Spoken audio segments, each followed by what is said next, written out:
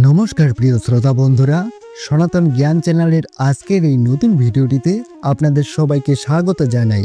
ফাল্গুন মাসে কৃষ্ণ চতুর্দশীর দিনে মহাশিবরাত্রি ব্রত পালন করা হয়। এই ব্রত পালনের মাধ্যমে সমস্ত পাপের বিনাশ হয়।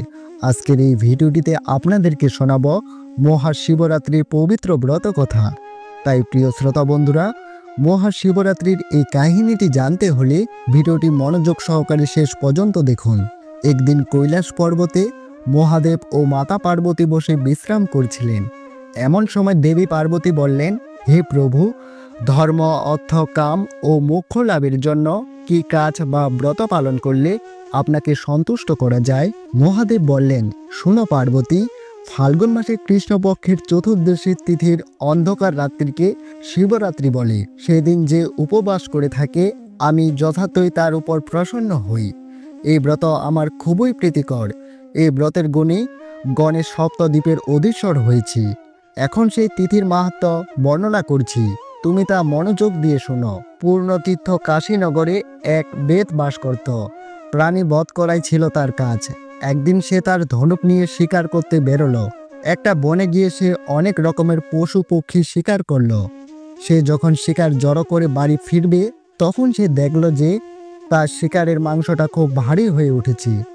একলা সেগুলো নিয়ে যাওয়া খুবই কষ্টকর। তখন সে সেই বনের মধ্যে একটা গাছের তলায় সেগুলো রেখে একটু বিশ্রাম করতে লাগলো। কিন্তু সে খুব ক্লান্ত হয়ে থাকার কারণে ধরুন কিছুক্ষণের মধ্যে সে গভীরভাবে ঘুমিয়ে পড়ল।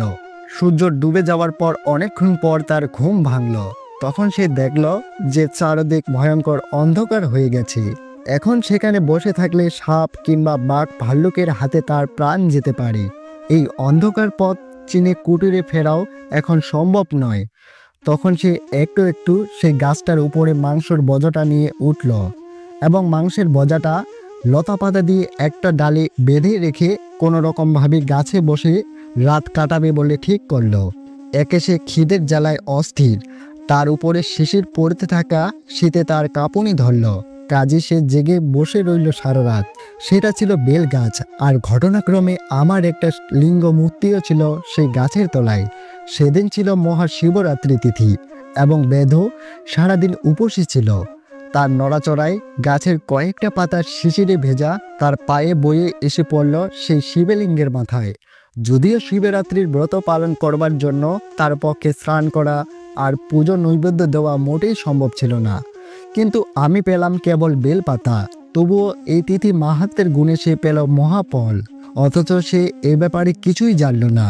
সকাল হতেই সে ফিরে গেল তার কুটিরে। বেশ কিছুকাল পরে তার মৃত্যু হলো।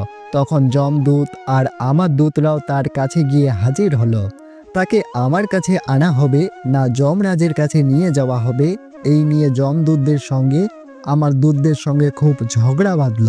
শেষে শিবদূতরা যমদূতদের পরাস্ত করে বেদকে আমার কাছে নিয়ে এলো। যম এই ব্যাপারে সব জানতে পেরে আমার কাছে আসছিল। পথে নন্দীকে দেখে বেদের সারা জীবন ধরে কুকর্মের কথা বলল। নন্দীও যমকে বেদের শিবরাত্রির ঘটনার সমস্ত কথা বলল এবং আরও বলল যে সে শুধু কুকর্মই করেছিল, তাতে কোনো সন্দেহ নেই। সে মহাপাপীও ছিল, কিন্তু শিবরাত্রি ব্রতের ফলে সে শিবলোক লাভ করেছে। যম সব কথা শুনে সন্তুষ্ট হয়ে নিজের পুরীতে ফিরে গেল। তখন মহাদেব বললেন, দেখলে পার্বতী, এই ব্রতের শক্তি কতখানি। সেই থেকে পৃথিবীতে এই ব্রতের মাহাত্ম্য চারিদিকে ছড়িয়ে পড়ল। বন্ধুরা, এখন জানাবো মহাশিবরাত্রির ব্রত পালন করলে আমাদের মনুষ্য জীবনে কি হয়। 1. সকল পাপ থেকে মুক্তি। শিবরাত্রি ব্রত পালনের ফলে মানুষের অতীতের পাপ ক্ষয় হয় এবং জীবনে নতুন সম্ভাবনার দ্বার খুলে যায়। এটি আত্মশুদ্ধির একটি মহামূল্যবান উপায়। 2. ধর্ম, অর্থ, কাম ও মোক্ষ লাভ। শিবরাত্রি ব্রত পালন করলে মানুষের ধর্মচেতনা বৃদ্ধি পায়। জীবনে কখনো অর্থের অভাব হয় না, কাম বা জীবনের ইচ্ছাগুলো পূর্ণ হয় এবং পরম মোক্ষ লাভ হয়। 3. সংসার জীবনের সকল বাধা ও দুঃখ দূর হয়। যারা নিষ্ঠা ভক্তি সহকারে শিবরাত্রি ব্রত পালন করে তাদের পারিবারিক ও ব্যক্তিগত জীবনের সকল সংকট কেটে যায় এবং জীবনে শান্তি ফিরে আসে। 4. অজান্তে শিবের আরাধনার ফলে মোক্ষ লাভ হয়। যারা অজান্তেই এই ব্রত পালন করে তারাও মহাদেবের কৃপায় শিবলোক লাভ করতে পারে। শিবের দয়ায় জীবনের সমস্ত দুঃখ কষ্ট দূর হয়ে যায়। 5. দীর্ঘায়ু ও শিবের কৃপা লাভ। এই ব্রত পালনের ফলে মানুষের আয়ু বৃদ্ধি পায় এবং মহাদেবের আশীর্বাদ লাভ হয়। যারা নিয়মিত এই ব্রত পালন করে তারা সুস্বাস্থ্য ও দীর্ঘ জীবন উপভোগ করে। শিবরাত্রি ব্রতের পালনের মাধ্যমে একজন মানুষ নিজের আত্মার শুদ্ধি সাধন করতে পারেন এবং জীবনের সকল বাধা বিপত্তি দূর করতে সক্ষম হন।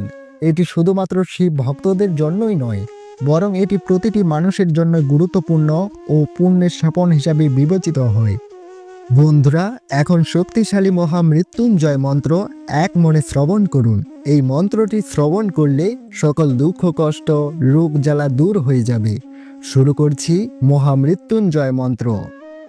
ওম ত্রাম্রক্রাম ব্লাজামহে সুগন্ধিম পুষ্টিবর্ধনম উর্বারুকমিও বন্ধনম মৃত্যুর্মুক্ষে মামৃতাম।